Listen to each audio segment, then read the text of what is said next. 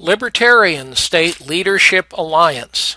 The Libertarian State Leadership Alliance is the association of Libertarian Party state chairs across America. The LSLA exists to advance liberty by building stronger state parties, helping state parties assist each other in becoming stronger, and thus having better candidates and better and more activists in the libertarian domain. Today we're going to discuss alternative paths leading toward a libertarian future. It's not claimed that these paths are one or another the one true way. In fact, we probably need to follow several of them, many of them, in order to get where we want to go. If we don't follow them, well, we know what we've been doing the last 40 years, and perhaps we can keep doing it for another 40. Some people think this is a good idea.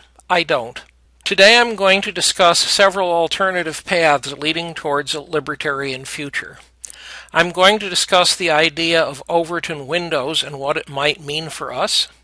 I'm going to discuss the notion of market competition in the political arena. And I'm going to discuss the notion of common interest groups. If you want to hear more about this, you should read my book, Libertarian Renaissance, available for almost nothing on Amazon Kindle. What is an Overton window? The idea was invented by the late Joseph Overton at the Mackinac Center. His notion was that if you look at a political situation, there are a range of ideas on what should be done, some of which are generally acceptable, and some of which are so out of bounds as to be viewed as totally unacceptable. Let's consider schools. In the middle, green, we have the public-private parochial homeschooling situation that now exists in most of the United States. That's what people accept here and now. Unlike many of you, I'm old enough to remember when homeschooling was, to put it charitably, deprecated, but as time has gone on, that's shifted, and homeschooling is now much more common than it used to be. What Overton said is that in addition to the ideas that people are willing readily to accept, there are also ideas that they aren't. So at one extreme, we have the idea that there should be no school taxes, no government schools, no government regulations. Absolutely, the government has nothing to do with education. There are parts of the world that are actually like this. At the other extreme, we have the notion that there should only be public schools, and there should be one fixed curriculum for everyone. No acceleration, no slow schooling, no special education for students interested in art or music or science. One curriculum fits all. There are, in fact, a few private universities that do this. Well, it's a way to go. So that's the idea of the Overton window. There are ideas that are clearly acceptable, that's the green in the middle, and there are ideas that are clearly not acceptable, that's the two bright red choices at the far ends. Having described what Overton windows are and how they control politics, namely people who propose ideas in the middle in the legitimate part of the Overton window range are listened to, people who propose crazy ideas at the two extremes are simply ignored, we now consider, well, how do you change an Overton window if you want to get something new and different through? The answer is there are several methods of doing what is described as moving the Overton window. People who want to hear about this should be reading Daily Costs, Red State. There are a variety of places where liberals and conservatives discuss moving Overton windows. They'll talk about things like gun control or Medicare for all, issues that are not necessarily ours, but the methods are the same no matter what the issue is. A central issue here is the distinction between rapid versus slow change. A good example of this is gun control. You may recall liberal groups trying, for example, to ban semi-automatic weapons or to ban so-called assault rifles at TD, etc. This would be a radical change. The history is that radical changes mostly don't happen, and if they do happen, they upset enough people that they get reversed. In contrast, over the past several decades, various pro-Second Amendment, pro-civil liberties groups have worked vigorously to chip away on restrictions on gun ownership one small piece at a time. And so ideas that once upon a time were very radical, like Vermont concealed carry, constitutional carry, the right to keep and bear arms as a fundamental civil liberty, those rights have one bit at a time been advanced through small changes quite successfully. So you can move Overton Windows, but you have to think about how to do it. What does this mean for our Libertarian Party? People tend to vote on trust, not on issues. Yes, there are hot-button issues. If you are a radical anti-abortion candidate, you may have problems running as a Democrat. If you are radically pro-abortion, you may have problems running in some parts of the country as a Republican.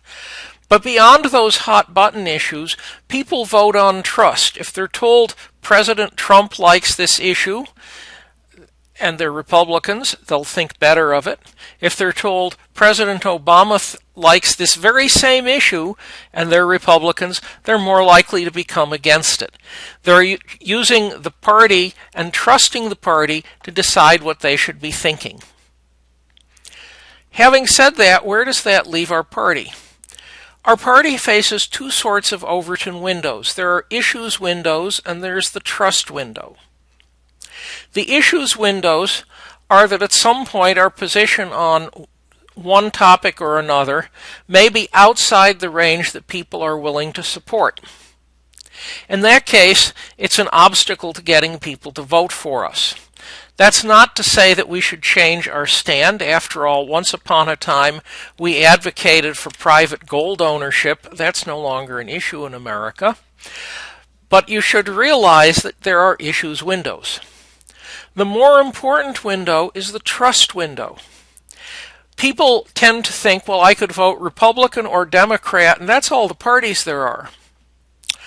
Our challenge is to convince people, first of all, that voting Libertarian is a legitimate choice.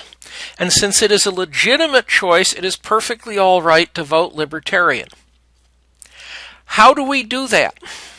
We identify the issues where we hold the stand that most Americans agree with and the other two people don't. Yes, there are such issues. Marijuana legalization, ending the foreign wars on almost every place, ending CIA, NSA, TD, etc., spying on everything, including this recording. Those are all issues where libertarians are supported by the majority of the American people, and the Republicans and Democrats are opposed. And what we need to do to build trust is to emphasize, if you support us, if you support these issues, we are the only game in town. And by doing that, we expand the trust window. Once the trust window is expanded, the issues windows can follow along. As libertarians, we believe that it is usually the case that the free market will give us positive results. They may not be the best possible results, but they are results that are hard to beat using schemes that can't turn worse on us rather than better. And maybe that's as good as you can do. But we apply competition to goods, we apply it to services. Why should we not also apply it to the political arena? There's no reason to insist that getting a presidential candidate on the ballot everywhere is the one correct strategy. Indeed, our national party is given a wide range of things that it should be doing, and it could choose to concentrate on one or the other. Instead of concentrating on presidential candidates on the ballot, we could, for example, concentrate on local groups.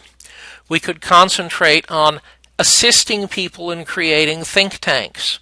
We could concentrate on forming affinity groups, people of similar opinions who are willing to support libertarian solutions. There are a vast number of things which we could be doing, and they could compete with each other more than they do now. On the same line, when we have people advocating for particular ideas, instead of insisting on ideological purity, we could say that there are different ideas on what the libertarian future will look like, and we should support them.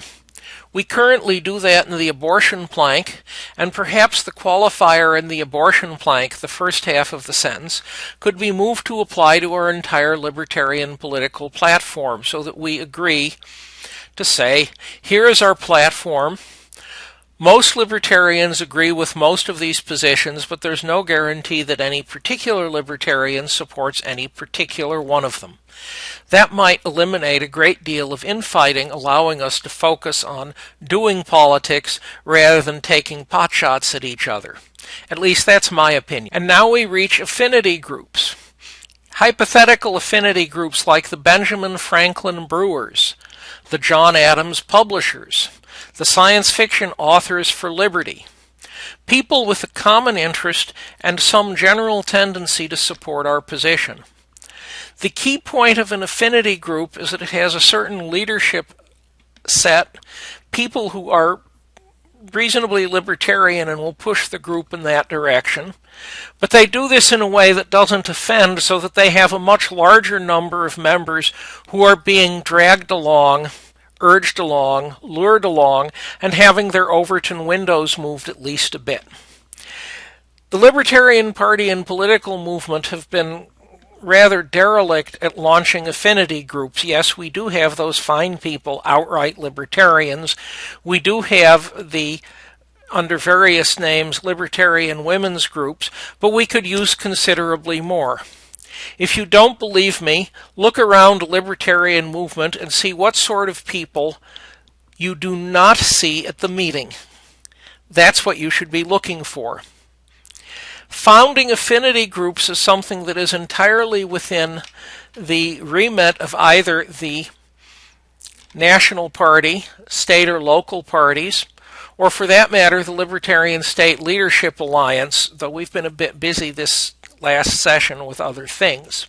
So affinity groups can be a key to advancing our political positions.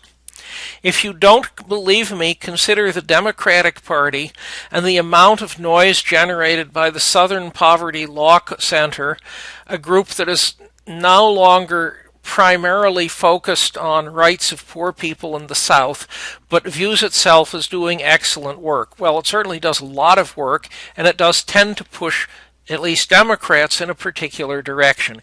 Yes, affinity groups can advance our party.